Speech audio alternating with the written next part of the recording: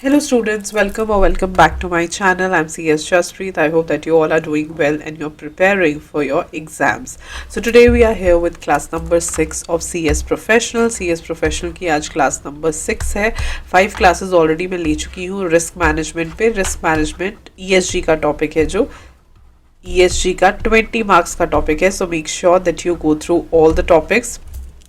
इसकी पूरी प्लेलिस्ट आपको मिल जाएगी ESG रिवीजन सीरीज में और नोट्स आपको मेरे टेलीग्राम चैनल पे मिल जाएंगे.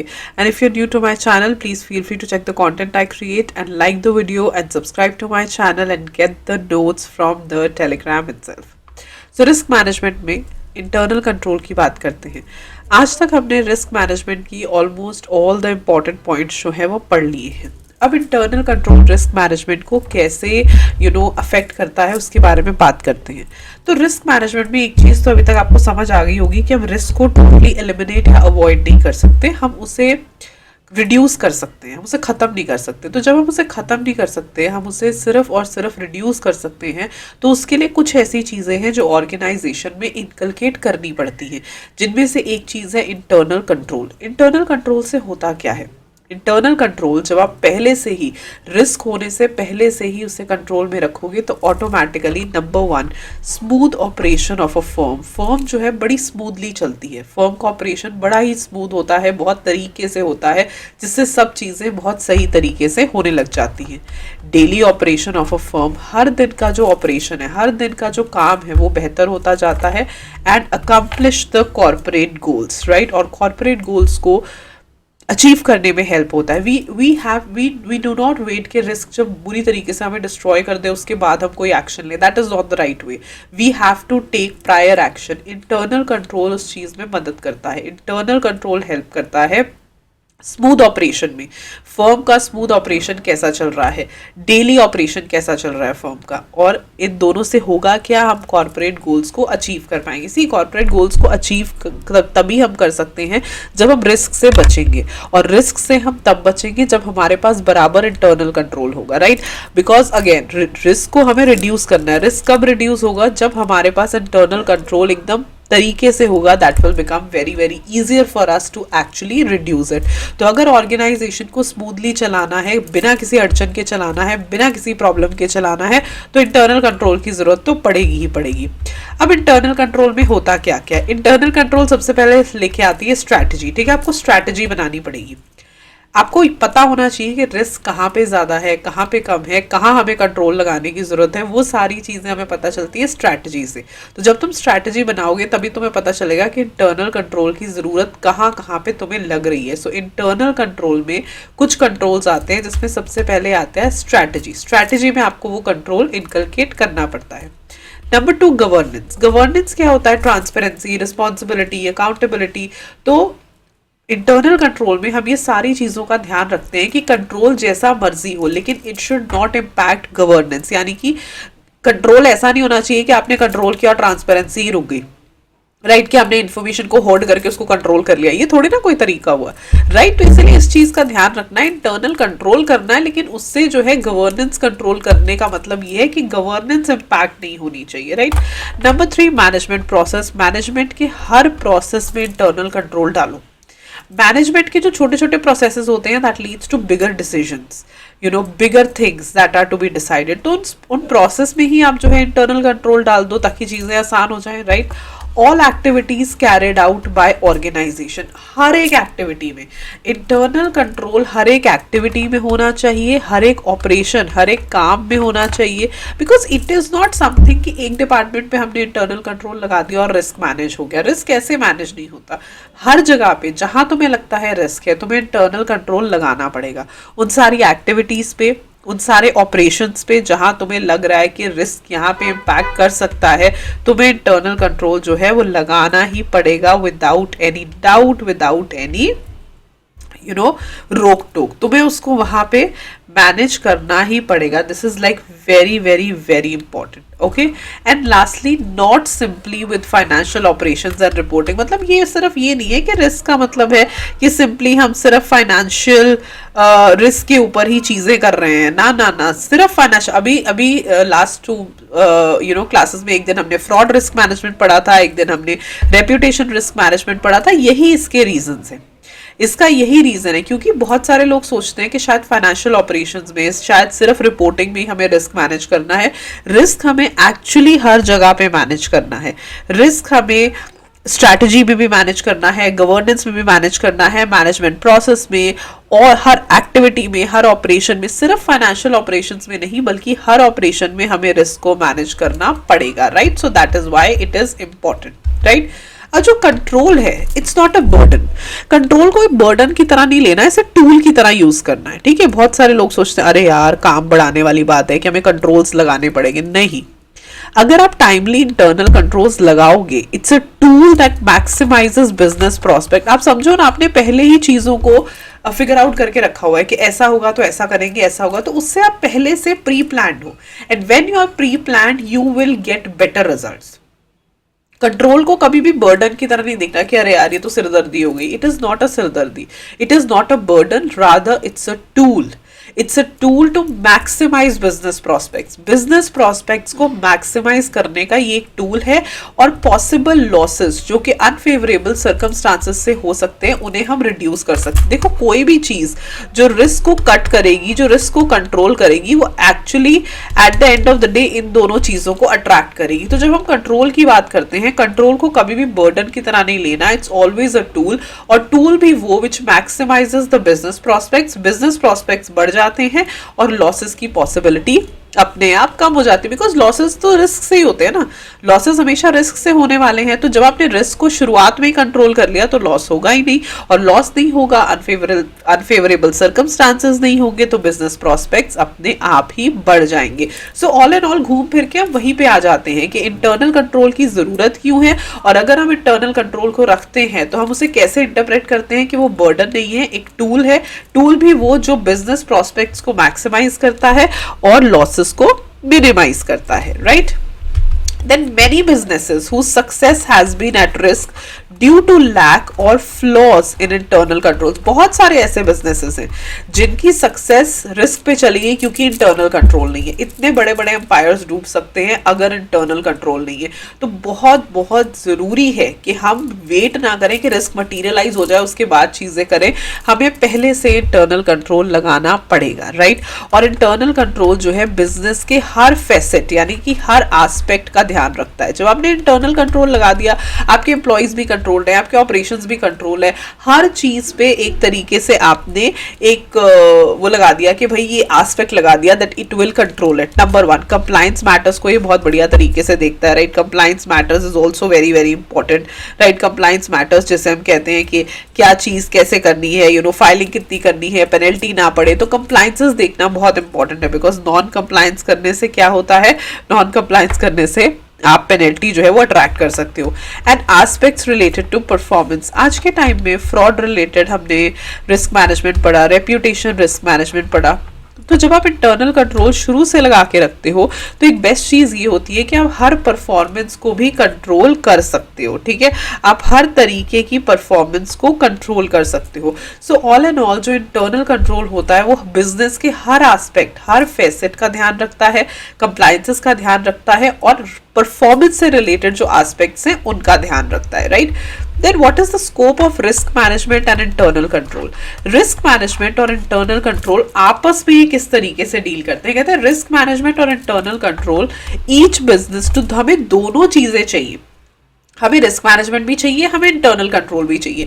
रिस्क मैनेजमेंट के बारे में हम ये सोचते हैं कि अगर रिस्क हो जाए तो हमें क्या करना है, और इंटरनल कंट्रोल के बारे में हम ये सोचते हैं कि रिस्क होने से पहले ही हम उसको बचा लेंगे. ठीक है, रिस्क मैनेजमेंट का एक्चुअली थिंकिंग ये होती है कि रिस्क बाई चांस अगर मटीरियलाइज हो गया तो उसका क्या करना है, क्या हम उसे अवॉइड करेंगे, क्या हम उसे एब्जॉर्ब करेंगे, क्या हम उसे ट्रांसफर करेंगे, वो सारी चीजें. बट इंटरनल कंट्रोल हमें पहले से ही तैयार करता है कि रिस्क मटीरियलाइज होगा ही नहीं, रिस्क हम अट्रैक्ट ही नहीं करेंगे या फिर बिल्कुल मिनिमम रिस्क अट्रैक्ट करेंगे। ये बहुत बहुत इंपॉर्टेंट बात है दोनों केसेस में, इसलिए देखने वाली है। इसीलिए हर एक ऑर्गेनाइजेशन में risk management and internal control दोनों एक साथ ही चलते हैं, राइट। सो पेरेंट कंपनी क्या अश्योर करेगी? पेरेंट कंपनी अश्योर करेगी कि सब्सिडरीज में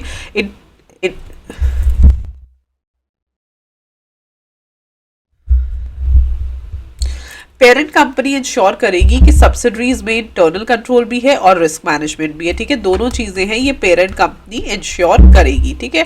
सो इन दोनों में फर्क है, इन दोनों में रिलेशन क्या होता है? जो रिस्क मैनेजमेंट है वो क्या करता है? वो आइडेंटिफाई करता है थ्रेट्स को और अपॉर्चुनिटीज को। So all and all risk management is all about identifying. Risk management क्या करता है? रिस्क मैनेजमेंट आइडेंटिफाई करता है, थ्रेट्स को आइडेंटिफाई करता है, अपॉर्चुनिटीज को आइडेंटिफाई करता है। So it's more about identifying. But internal control on the other hand counter threats and take advantage of opportunities. Internal control जो है वो पहले ही थ्रेट्स को काउंटर कर देता है और अपॉर्चुनिटीज का फायदा उठाता है। सो काउंटरिंग एंड टेकिंग एडवांटेज, ये मेन फर्क है दोनों में, राइट। ये सबसे बड़ा डिफरेंस है और मेन फर्क है दोनों में। That is to be seen, that is to be emphasise, जहां हम कहते हैं कि risk management and internal control दोनों को हैंड बाय हैंड चलना इंपॉर्टेंट है। दोनों साथ साथ चलेंगे तभी ऑर्गेनाइजेशन सक्सेसफुल होगी। बट वो कैसे होगा? जब हम कहते हैं रिस्क मैनेजमेंट क्या है, जब वो थ्रेट्स भी आइडेंटिफाई करेगा, अपॉर्चुनिटीज भी आइडेंटिफाई करेगा। बेसिकली आइडेंटिफाइंग पे ये बेस्ड है, राइट। बेसिकली ये जो चीज है ये आइडेंटिफाइंग पे बेस्ड है and on nothing else but on identifying. लेकिन जो इंटरनल कंट्रोल है वो कहता है कि हम पहले ही थ्रेट को काउंटर कर लेंगे और अपॉर्चुनिटीज से फायदा उठा लेंगे। थ्रेट को काउंटर कर लेंगे और अपॉर्चुनिटीज से फायदा उठा लेंगे। It works like that. उसके बाद आता है किसी भी कंपनी का रिस्क प्रोफाइल कैसे बनाया जाता है। इस पे कई बार डायरेक्ट क्वेश्चंस आ जाते हैं कि मान लो आपके क्वेश्चन में चीज़ें दे रखी हैं, तो किसी भी कंपनी का रिस्क प्रोफाइल हम कैसे बना सकते हैं। कंपनी का रिस्क प्रोफाइल बनता है, रिस्क एरिया डाल दो सबसे पहले, जैसे मैंने फाइनेंशियल रिस्क डाल दिया। रिस्क एरिया फर्स्ट कॉलम पे, यहाँ पे सीरियल नंबर डाल दो, रिस्क एरिया। फिर की रिस्क, इससे रिलेटेड क्या क्या की रिस्क आ सकते हैं, जैसे कि leveraging, capital structure and cash flows, पैसे से रिलेटेड है। रूट कॉज क्या है, ऐसा होने की वजह क्या है। यहाँ पे उन्होंने लिखा inability to assess appropriate funding requirements, and उसे कंट्रोल हम कैसे कर सकते हैं, उसे मिटिगेट कैसे कर सकते हैं। कई बार ये ऐसे क्वेश्चंस आ जाते हैं कि आपने रिस्क प्रोफाइल बनाना है, तो रिस्क प्रोफाइल में आपने ये 3-4 कॉलम्स जो है बनाने हैं एंड रिस्क को एक्सप्लेन करना है, बेसिकली असेस करना है कि इस रिस्क का इम्पैक्ट क्या है, हाउ इट्स वर्किंग, ये सारी चीजें, ठीक है। तो ये इंटरनल कंट्रोल है। इंटरनल कंट्रोल और रिस्क मैनेजमेंट में आपको फर्क पता चल गया कि रिस्क मैनेजमेंट आइडेंटिफाइंग में फोकस करता है, थ्रेट को आइडेंटिफाई करो, अपॉर्चुनिटीज को आइडेंटिफाई करो। ऑन द अदर हैंड जो इंटरनल कंट्रोल है वो करता है कि हम थ्रेट्स को काउंटर करेंगे और अपॉर्चुनिटीज का एडवांटेज लेंगे, right. So it is very very important. वहीं पे दूसरा पॉइंट आता है इंटरनल ऑडिट का। इंटरनल ऑडिट ये है कि आप चेक करते हो कि किस तरीके से काम चल रहा है। An independent management function that's a continuous and critical appraising of function, ठीक है। एक कंटिन्यूअस, हर वक्त continuous and critical appraising of functioning चलता रहता है। Continuous and critical appraising of functioning या फंक्शंस जो है वो चलता रहता है, that is internal audit, right. Internal audit क्यों कराया जाता है? ताकि इंप्रूवमेंट सजेस्ट करी जा सके, कहाँ पे हम चीज़ों को और बेहतर कर सकते हैं उसे सजेस्ट करने के लिए हम जो है इंटरनल ऑडिट करते हैं, ताकि हम वैल्यू ऐड कर सकें, right, and strengthen the overall governance mechanism of the entity. Internal audit plays a very essential role, let me tell you.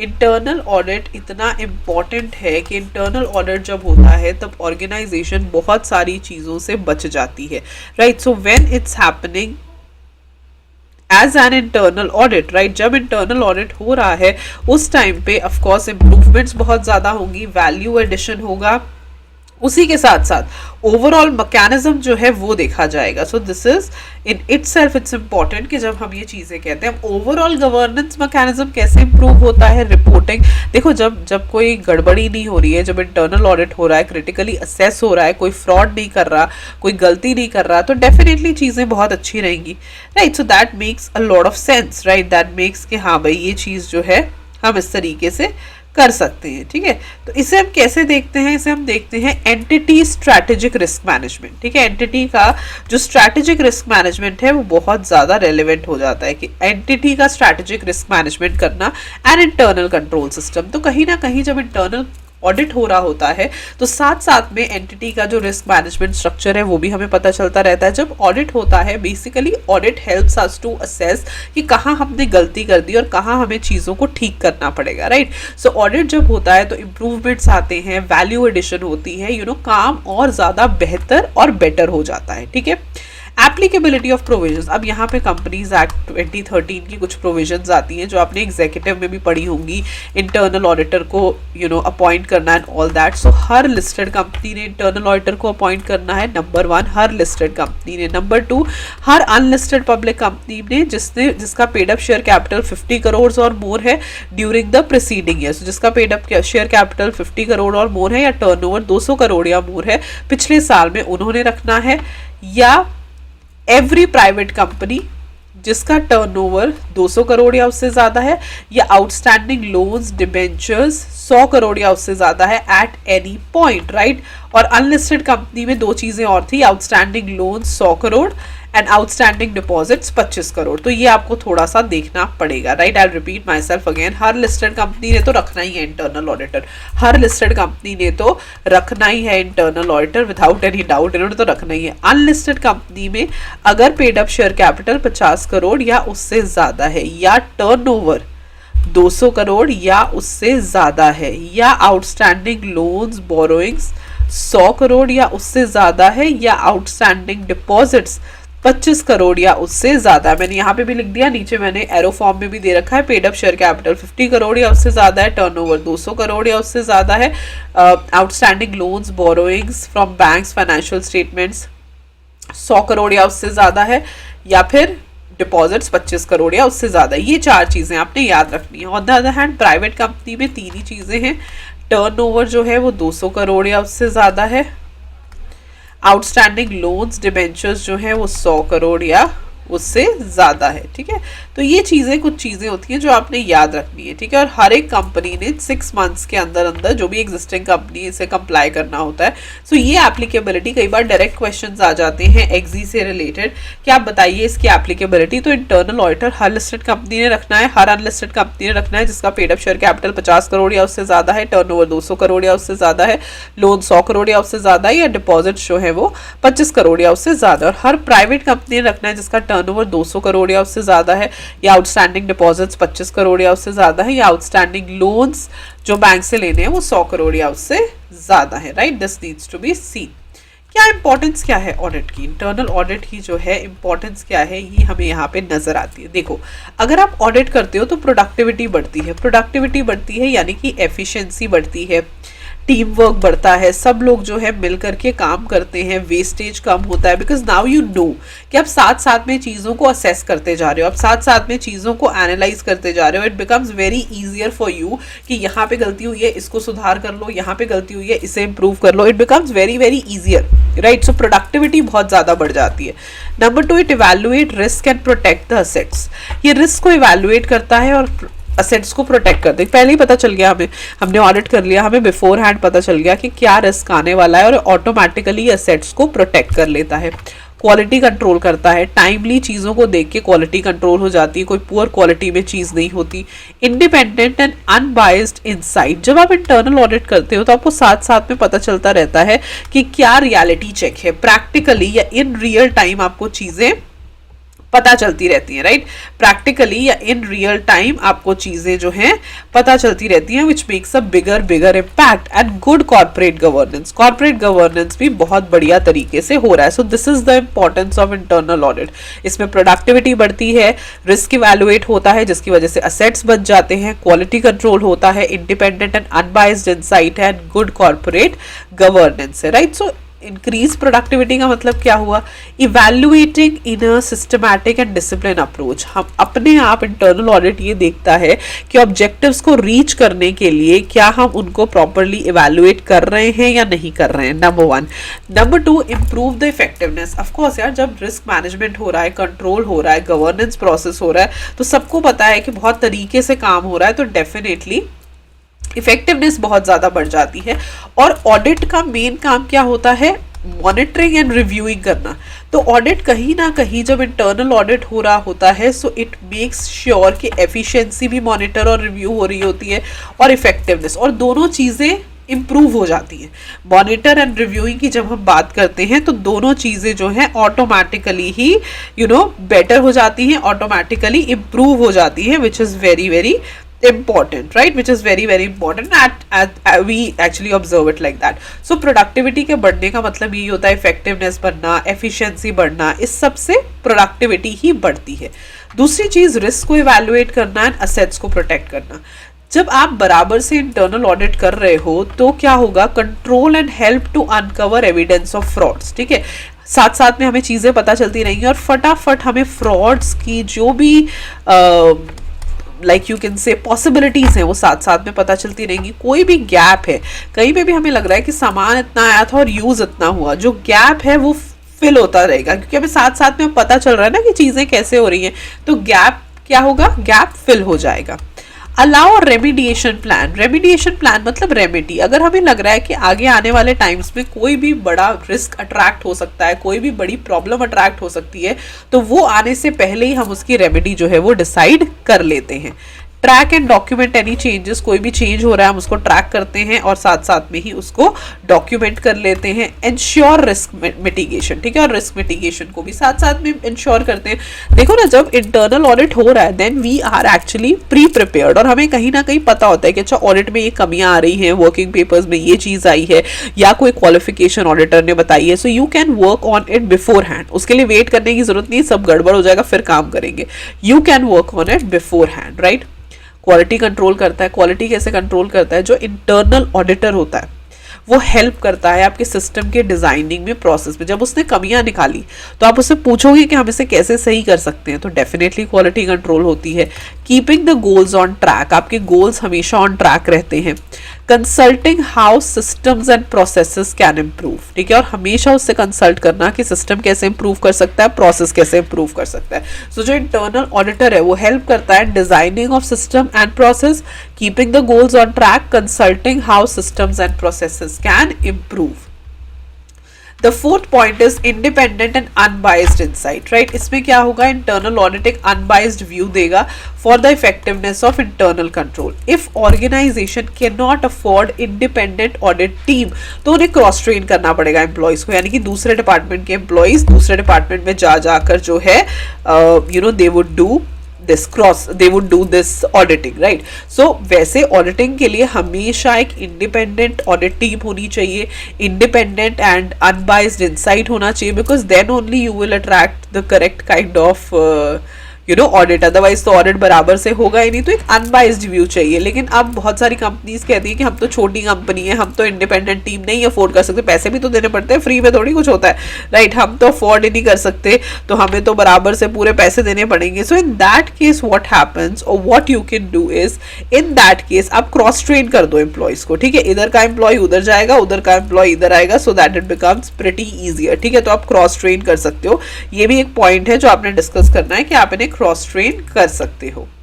उसके बाद गुड कॉर्पोरेट गवर्नेंस, जो इंटरनल ऑडिट जब इवैल्यूएट होते हैं, ठीक है, तो कंपनी का इंटरनल ऑडिट कंट्रोल देखा जाता है, कॉर्पोरेट गवर्नेंस देखी जाती है, अकाउंटिंग प्रोसेस भी देखा जाता है। Like it's very very important to understand this कि जब इंटरनल ऑडिट की इवैल्यूएशन होती है तो कंपनी का इंटरनल कंट्रोल देखा जाता है कि कैसा इंटरनल कंट्रोल है, कॉर्पोरेट गवर्नेंस कैसी है और अकाउंटिंग प्रोसेस कैसा है, ठीक है। कंपनी का इंटरनल कंट्रोल कैसा है, कॉर्पोरेट गवर्नेंस कैसी है और अकाउंटिंग प्रोसेस कैसा है, ये सारी चीजें देखनी पड़ेंगी। Internal audit ensures, internal audit से होता क्या है, इंटरनल ऑडिट से होता ये है कि आप बराबर से कंप्लायंस करते हो। सबसे पहली चीज़ हमें ये पता चलता है कि हमारी किसी चीज़ में कमी तो नहीं है, ऐसा तो नहीं हम कोई लॉ स्किप कर रहे हैं, कोई कंप्लायंस रह गई है। वो ऑडिटर हमें बहुत सही तरीके से और बेस्ट वे पॉसिबल में बताता है कि क्या चीज़ हम कर सकते हैं और क्या चीज़ हम नहीं कर सकते। Accurate and timely financial reporting, ठीक है, बहुत ही एक्यूरेट और टाइमली फाइनेंशियल रिपोर्टिंग हो जाती है, पहले ही कुछ गड़बड़ी होने से पहले ही हमें पता चल जाता है कि क्या एक्चुअली में रीजंस हो सकते हैं।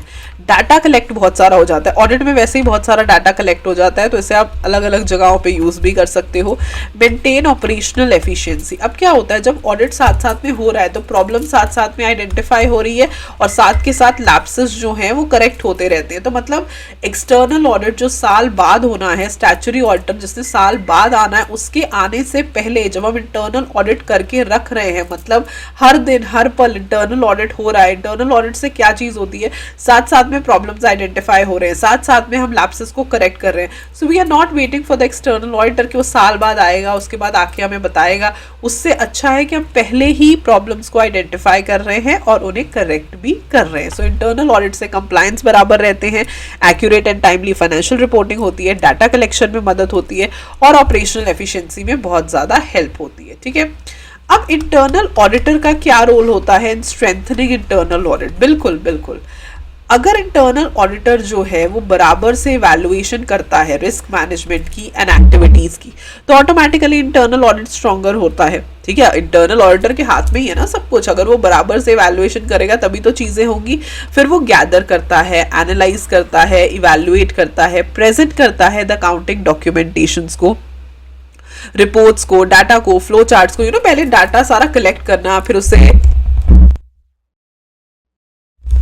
उसे एनालाइज करना, फिर उसे इवैल्यूएट करना, फिर उसे प्रेजेंट करना, ये सब भी उसी का काम है। रेलेवेंट लॉज एंड रेगुलेशंस के साथ कंप्लायंस दिखाना।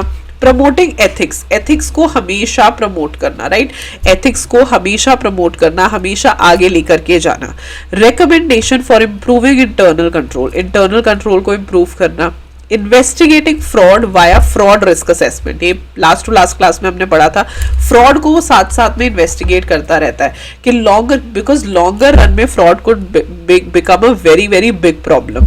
किसी का इम्प्रॉपर कंडक्ट है उसको आइडेंटिफाई करता है कि कोई भी इंसान जो लग रहा है कि यार ये फ्रॉड कर सकता है या कोई डिपार्टमेंट में गड़बड़ी है, वो रिकॉग्नाइज करता है। ऑफरिंग एन इंडिपेंडेंट एडवाइस, एक इंडिपेंडेंट एडवाइस ऑफर करना। Performance of audit assignments, audit assignments की परफॉर्मेंस कैसी रही हैं, प्लान्स डेवलप करना एंड ऑडिट स्कोप देखना क्या क्या चीज़ें हैं।